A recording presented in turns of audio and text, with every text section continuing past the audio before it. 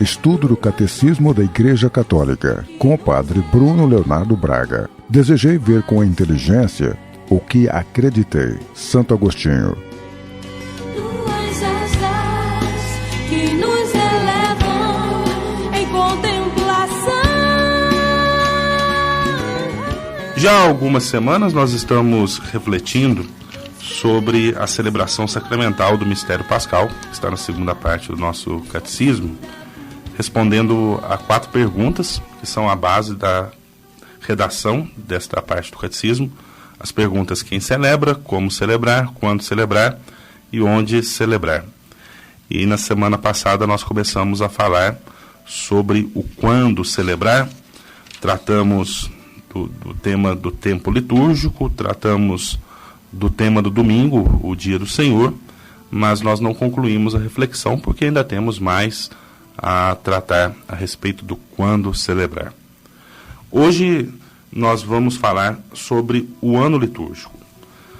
O ano litúrgico, ele tem um coração, que é a referência para a sua elaboração, para a sua construção, que é a celebração da Páscoa, né? Como nós já mencionamos, a celebração da igreja é sempre celebração do mistério pascal do Senhor.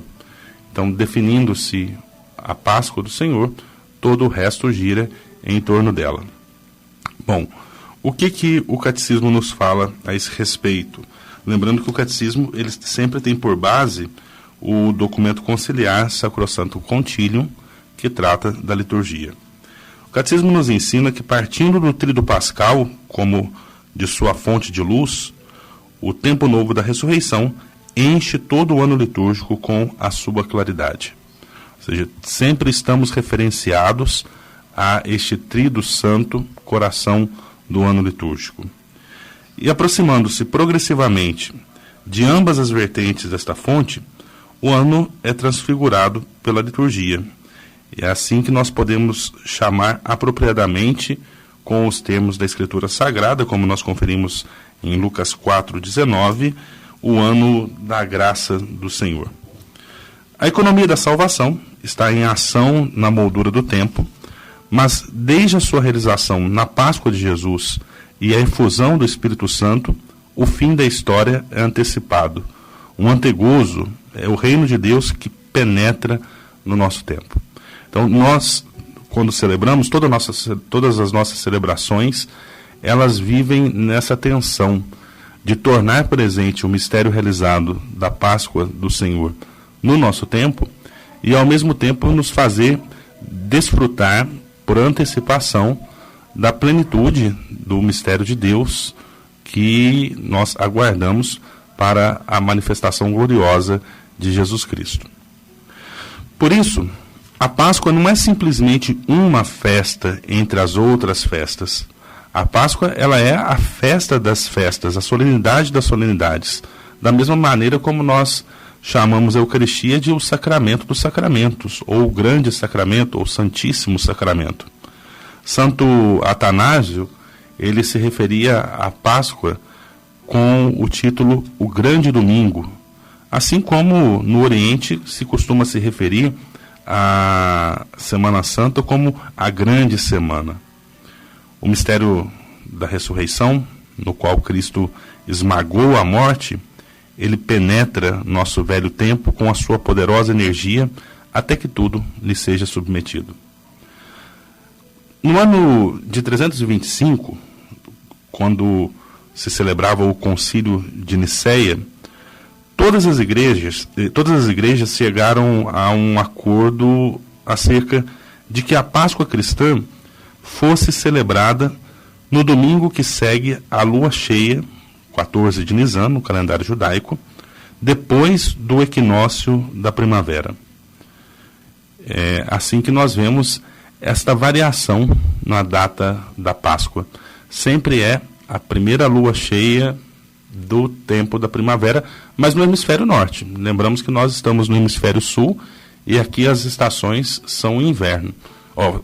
São inverso. Quando no norte é verão, aqui é inverno. Quando no norte é primavera, aqui é outono. Então, para nós, é a primeira lua cheia do outono. Mas por causa dos diversos métodos utilizados para calcular o dia 14 do mês de Nisan, o dia da Páscoa ele nem sempre ocorre simultaneamente nas igrejas ocidentais e orientais. Por isso, busca-se um acordo, a fim de que um dia se chegue novamente a celebrar, numa data comum, o dia da ressurreição do Senhor. O ano litúrgico, ele é o desdobramento dos diversos aspectos do único mistério pascal. E isso vale muito particularmente para o ciclo das festas em torno do mistério da encarnação, Anunciação, Natal e Epifania, que comemoram o começo da nossa salvação e nos comunicam as primícias do mistério da Páscoa. Então veja que não são duas festas concorrentes. Nós temos o Natal e temos a Páscoa. Qual que é a maior? Não se trata disso. O Natal, na verdade, ele já é a luz do mistério pascal no seu início, como primícias. É o mistério de Cristo já nos tocando. Então não é uma concorrência, mas sim uma manifestação do mistério pascal do Senhor. Dentro do ano litúrgico, nós temos várias festas e memórias relacionadas aos santos, e sobretudo à bem-aventurada Virgem Maria. Quando nós celebramos o ciclo anual dos mistérios de Cristo, a Santa Igreja venera com particular amor a bem-aventurada Mãe de Deus, Maria, que por um vínculo indissolúvel está unida à obra salvífica do seu Filho. Em Maria, a Igreja admira e exalta o mais excelente fruto da redenção e a contempla com alegria como puríssima imagem do que ela própria anseia e espera ser em sua totalidade. Essa é uma afirmação do documento conciliar, Sacrosanctum Concilium, seu número 103. E aqui nós percebemos que, mesmo a celebração da bem-aventurada Virgem Maria, como acontecerá com os santos, ainda no fundo, sobretudo é mistério pascal do Senhor, é uma celebração do mistério pascal do Senhor, ou daquilo que o mistério pascal de Cristo produziu na vida da Virgem Maria e também produziu na vida dos santos.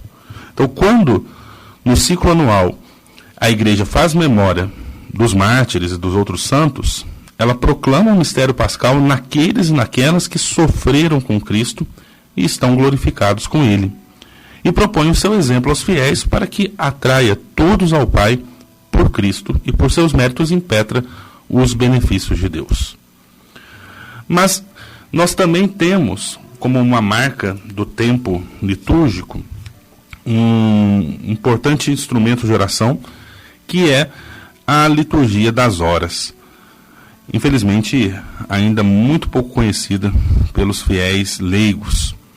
O mistério de Cristo, a sua encarnação e sua Páscoa, que nós celebramos na Eucaristia, especialmente na Assembleia Dominical, ele penetra e transfigura o tempo de cada dia pela celebração da liturgia das horas, que é o chamado ofício divino. Essa celebração, em fidelidade às recomendações apostólicas de orar sem cessar, está constituída de tal modo que todo o curso do dia e da noite seja consagrado pelo louvor de Deus.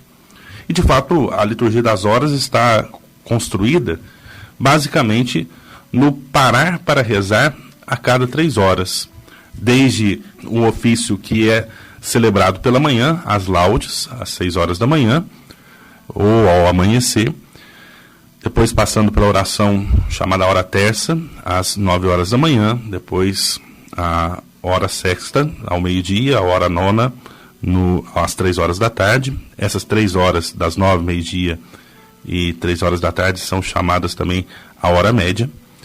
E encerrando com a oração da tarde, a celebração das vésperas. Nós ainda temos uma oração noturna, que é aquela que nós rezamos quando nós vamos nos deitar, não tem uma hora fixa, que é a oração chamada completas. E temos uma oração de vigília que acontece pela madrugada, mas também pode ser rezada em qualquer hora do dia. É o chamado ofício das leituras. Então essas são as horas da liturgia das horas. Essa celebração da liturgia das horas constitui a oração pública da Igreja, na qual os fiéis, tanto os clérigos, quanto os religiosos, quanto os leigos, exercem o sacerdócio régio dos batizados. E celebrada segundo a forma aprovada pela Igreja, a liturgia das horas é verdadeiramente a voz da própria esposa que fala com o esposo, e é até a oração de Cristo com o seu corpo ao Pai. A liturgia das horas é destinada a se tornar a oração de todo o povo de Deus. Nela, o próprio Cristo continua a exercer sua função sacerdotal por meio da sua igreja. Cada um participa dela segundo o seu lugar próprio na igreja e segundo as circunstâncias da sua vida. Os presbíteros, enquanto dedicados ao ministério da palavra, os religiosos e as religiosas pelo carisma da sua vida consagrada, e todos os fiéis segundo as suas possibilidades. O catecismo, fiel ao documento conciliar Sacrosanctum Concilium, ele nos diz que os pastores de almas cuidarão que as horas principais, especialmente as vésperas, nos domingos e dias festivos mais solenes, sejam celebradas comunitariamente na igreja. Infelizmente, isso ainda não tem acontecido com frequência. Às vezes fazemos, né, alguma data especial, mas não tem sido como deveria todo final de semana, né? Recomenda-se que os próprios leigos recitem o ofício divino, ou juntamente com os presbíteros, ou reunidos entre si, e até cada um individualmente. E isso tem sido favorecido pela publicação de algumas editoras católicas de um livro, da mesma maneira como nós temos aquele livro para a liturgia diária, a missa de cada dia, para as celebrações da Eucaristia, existe também um livro com as horas principais da liturgia das horas, para que o leigo possa rezar também na sua casa. Ou pode adquirir o livro da liturgia das horas também nos seus 4 volumes, está disponível nas livrarias católicas.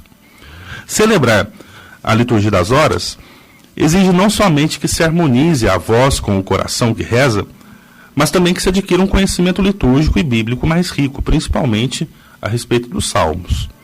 Os hinos e as ladainhas da oração das horas inserem a oração dos salmos no tempo da igreja, exprimindo o simbolismo do momento do dia, do tempo litúrgico ou da festa celebrada. Além disso, a leitura da palavra de Deus a cada hora, com os responsos ou os tropários que vêm depois dela, e em certas horas as leituras dos padres da igreja, dos mestres espirituais, revelam mais profundamente o sentido do mistério celebrado, ajudam na compreensão dos salmos e preparam para a oração silenciosa. Aliás, a Lectio Divina, a leitura orante da palavra de Deus, em que a palavra de Deus é lida e meditada para se tornar oração, está, dessa maneira, enraizada na celebração litúrgica. E a liturgia das horas, que é como que um prolongamento da celebração eucarística, não exclui, mas requer de maneira complementar as diversas devoções do povo de Deus, particularmente a adoração e o culto do Santíssimo Sacramento. Então, nós podemos conciliar todas essas formas de oração e celebração dentro da nossa espiritualidade cristã. Pois bem, assim nós encerramos a nossa reflexão sobre a pergunta quando celebrar, e na próxima semana nós continuamos falando sobre a liturgia com a pergunta onde celebrar.